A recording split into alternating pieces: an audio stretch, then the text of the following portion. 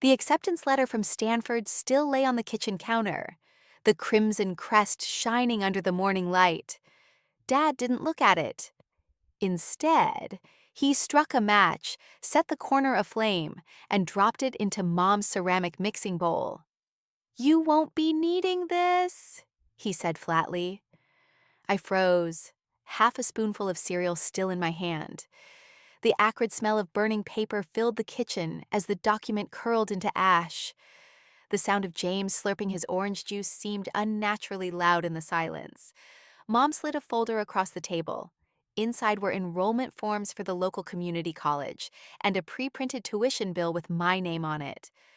The silence stretched. James's spoon clinked against his bowl. Dad's coffee cup hit the counter with finality.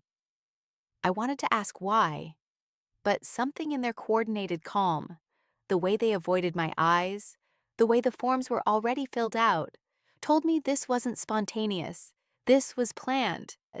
2 weeks later, at Sunday dinner with the extended family, James dropped his bombshell.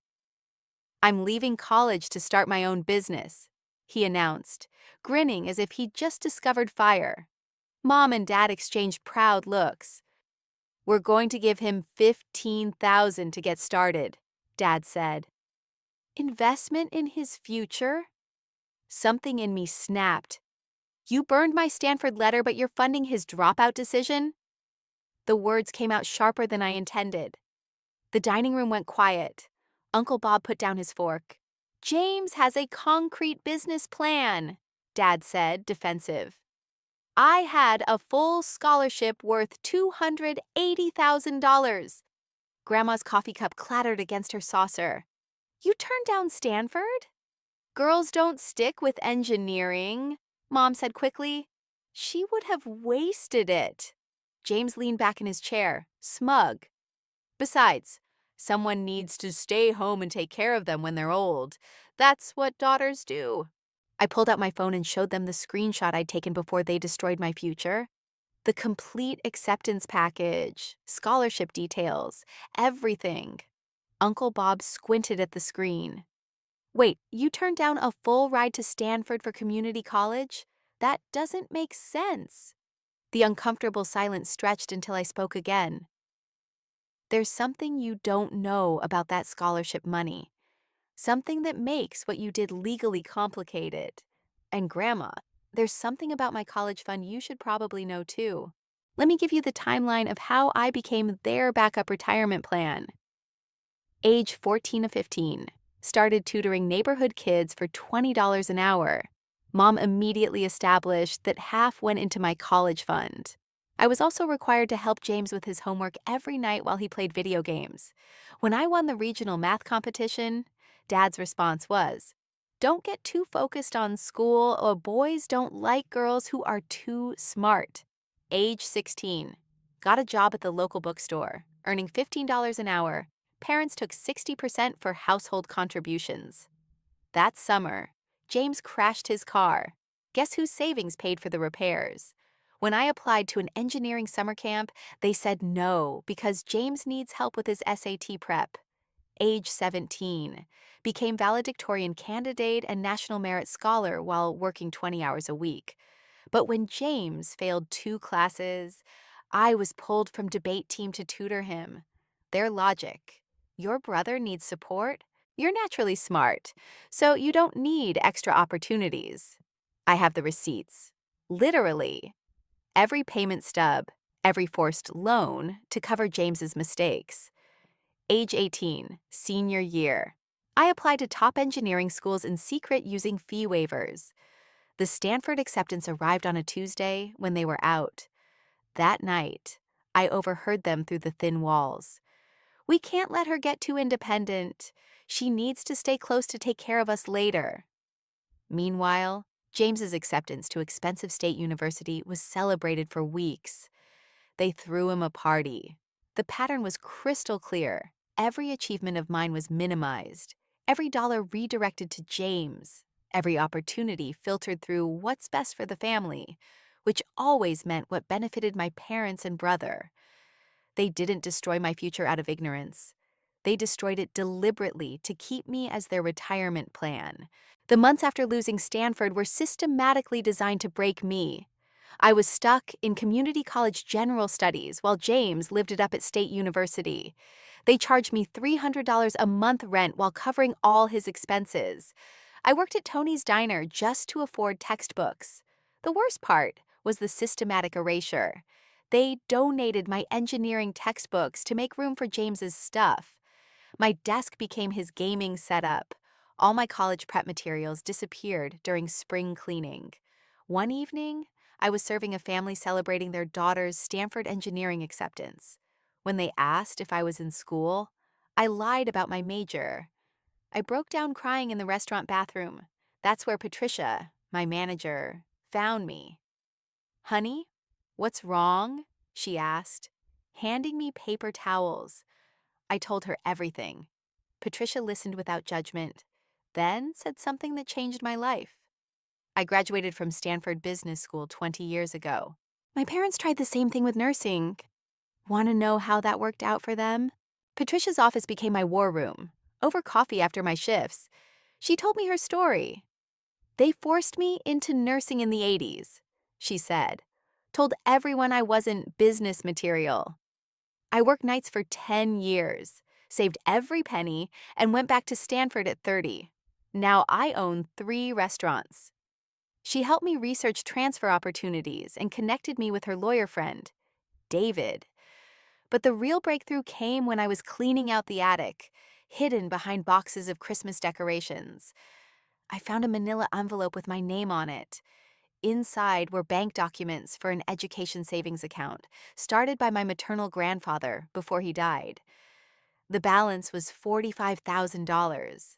But there was more. The withdrawal slips showed regular payments to educational expenses, $8,000 over 2 years. I compared the signatures on the withdrawal slips to the original trust documents. The handwriting was different. Mom had been forging my signature. David confirmed what I suspected. "This isn't just family dysfunction. Your mother committed felony fraud?" "What are my options?" I asked. "Criminal charges, civil suit, or strategic pressure?" "What's your goal?" "I want my education, and I want them to understand consequences." The money legally became mine at 19, next month. They had no idea I'd discovered the forgery, or that I now had grounds for both civil and criminal charges. But more importantly, I had a choice.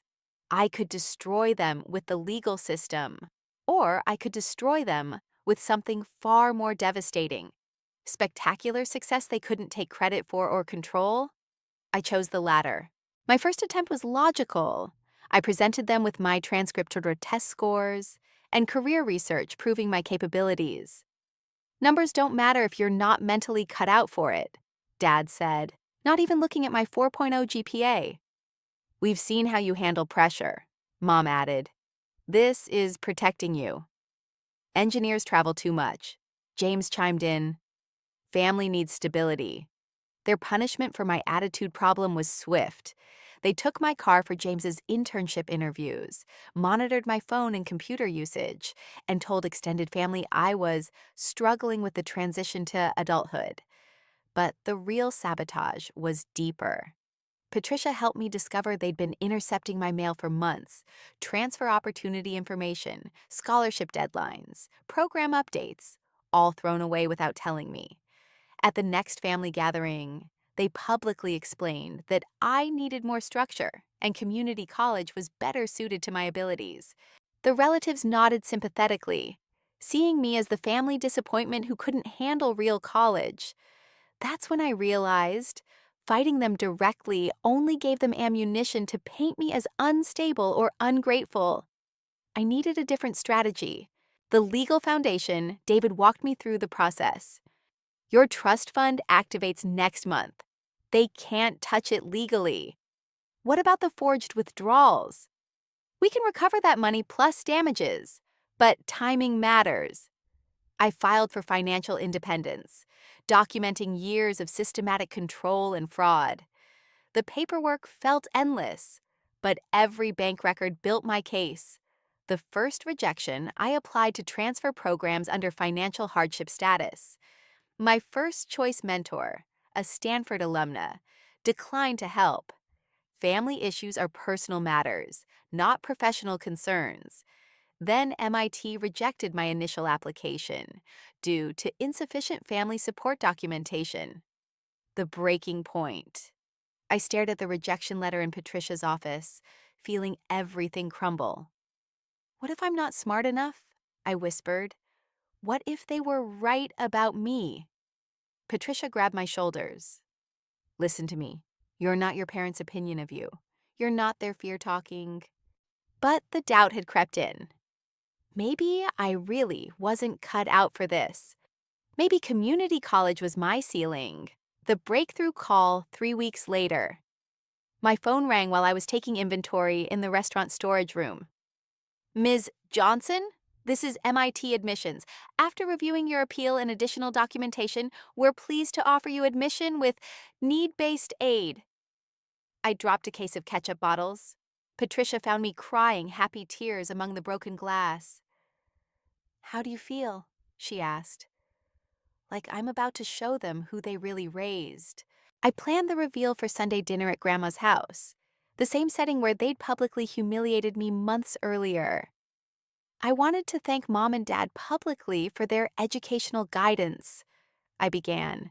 Standing at the head of the table, they beamed, anticipating vindication. They taught me so much about planning, saving, and making strategic family investments. Uncle Bob raised his eyebrows, but stayed quiet. That's why I'm excited to share my MIT engineering acceptance. The silence was deafening. MIT? Grandma whispered. I thought you were at community college? I was. Turns out my grades were actually exceptional. Funny how that works when you apply yourself. Dad's face had gone red. We haven't discussed this as a family decision. Oh, but we have, I said calmly. Remember the Stanford letter? You taught me that education decisions require very careful consideration. I've been extremely careful. I placed Grandfather's savings account statements on the table. Speaking of careful consideration, Grandpa's education fund for me, $45,000. Grandma leaned forward, confused. You never told her about that money? Mom's face had gone pale. We were managing it for her. Yes, you were. I slid the withdrawal slips across the table. Including these interesting transactions, David, who I'd invited as my guest, spoke up quietly. Those signatures are particularly interesting from a legal perspective. Uncle Bob picked up one of the slips. What signatures? Mom's been signing my name to access the interest, I said, my voice steady. $8,000 for James's expenses. Grandma gasped. That's fraud. But I'm not upset about the financial management. I continued, pulling out a prepared contract. I'd like to make you a business proposition. I set the payment agreement in front of my parents. I want to invest in your retirement the same way you invested in James. Same percentage you took from my earnings all these years, plus compound interest. Naturally. James finally found his voice. This is ridiculous manipulation? Is that what this is? I turned to him with a smile. I thought it was family planning. Isn't that what you called it when you decided I should sacrifice for your benefit? Uncle Bob looked at James pointedly. What exactly are you contributing to their retirement? Well, I said, his fourth business just failed. But I'm optimistic about venture number 5. After all, hope springs eternal, and someone's got to keep funding those dreams. I pulled out my MIT scholarship letter with practiced calm. Full ride, plus stipend, plus guaranteed internship placement. I looked directly at my parents. Turns out scholarship committees are remarkably generous when you don't have family support. I stood up slowly, letting the silence build. I'll graduate debt-free with job offers lined up and absolutely no obligation to anyone who didn't believe in me. The room was frozen. But don't worry about your retirement planning. You'll get exactly the return you invested in me. I paused, meeting each of their eyes. Congratulations, you raised exactly the daughter you deserved, just not the one you wanted. The immediate aftermath was spectacular. Extended family forced my parents to explain the Stanford sabotage and fraud in detail. Grandma privately apologized and offered to help with my moving expenses to Boston. Uncle Bob and Aunt Linda openly supported my MIT plans, while relatives peppered James with pointed questions about his business contributions. James stormed out. My parents sat in stunned silence as their relatives dissected their decision-making with the brutal honesty that only family can deliver. 6 months later, I made MIT's Dean's List first semester while majoring in mechanical engineering. My parents reluctantly claimed credit publicly while privately seething over their lost control. James moved back home after business failure number 4. Now working retail at the mall. Extended family constantly asked me for career advice for their kids. Grandma visited campus, proud and apologetic. I should have protected you sooner. 2 years later, I graduated summa cum laude with multiple job offers. I accepted a position at a top aerospace firm with a $95,000 starting salary, more than my parents made combined. At 24, I bought my own house while they were still renting. Then I kept my promise. The first retirement contribution arrived in their mailbox on a Tuesday. Amount, 183 years. The attached note read, calculated using the same percentage you took from my part-time earnings, adjusted for my current financial obligations, and the actual value you demonstrated you placed on my potential. This represents a 15% annual return on your investment in my future. Congratulations on your long-term planning, Amakas. Still waiting for James's contribution. I'm sure it's coming any day now. Present day, 5 years later. I'm now a senior engineer earning $14,000 annually. I married my brilliant classmate from advanced thermodynamics, someone who actually believes in my potential. My parents attended our wedding, forced to smile while meeting my impossible Stanford connections, and MIT professors who praise their exceptional daughter. Monthly retirement contributions continue. Exactly $34792, calculated to provide basic living expenses, but no luxuries. James finally found stable work at 28, motivated partly by watching his younger sister completely eclipse him. The ultimate justice happens at every family gathering.